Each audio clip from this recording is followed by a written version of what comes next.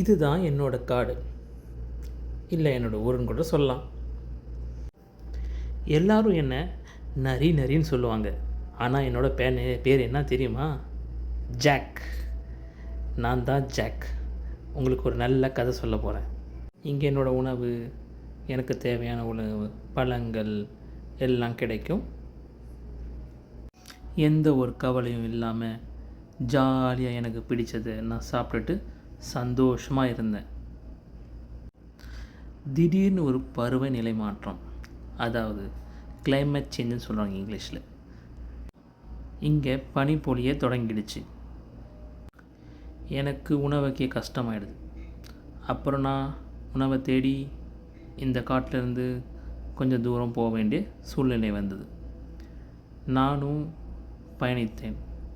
பயணிச்சுட்டு போகும்போது ரொம்ப கஷ்டமாக இருந்தது. உணவுகள் எதுவும் கிடைக்கல. அப்போ தான் நான் ஒரு பூனையை பார்த்தேன். அந்த பூனையை நம்ம உணவை காக்கலான்னு, இரையாக்கலான்னு முடிவு பண்ணி அதை நோக்கி போகும்போது தூரத்துலேருந்து ஒரு சத்தம் கேட்டது. அந்த சத்தம் என்னன்னு சொன்னால் புலி. ஒரு புலி வந்து என்னை நோக்கி வந்தது. அந்த பூனை வா நம்ம போய் ஒளிஞ்சிக்கலாம், அங்கே எனக்கு ஒரு இடம் இருக்குது, பாதுகாப்பான இடம்னு கூப்பிட்டுட்டு போயிடுச்சு. நானும் அவனும் பயணிக்க தொடங்கினோம். வேக வேகமாக ஓடிட்டு மூச்சு இறக்க ஓடி ஒரு இடத்துல போய் ஒளிஞ்சிக்கிட்டோம்.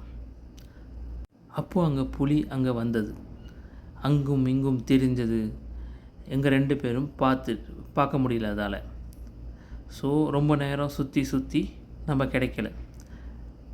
பின்ன அது கடுப்பாயிடுச்சு, போயிடுச்சு.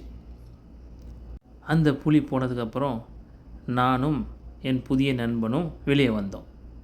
அந்த பூனை நினச்சிருந்தா என்னை விட்டுட்டு அது மட்டும் போய் பாதுகாப்பான இடத்துல இருந்திருக்கலாம். இதில் ஒரு பழமொழி எனக்கு ஞாபகம் வந்தது. அதாவது, ஆபத்தில் பழி வாங்காமல் காப்பாற்றுவதே உண்மையான வெற்றின்னு அந்த பூனை எனக்கு புரிய வச்சது. இதனால் என்ன சொல்ல வராங்கன்னா, எந்த ஒரு சூழ்நிலையும் மற்றவங்களுக்கு உதவணும். நன்றி.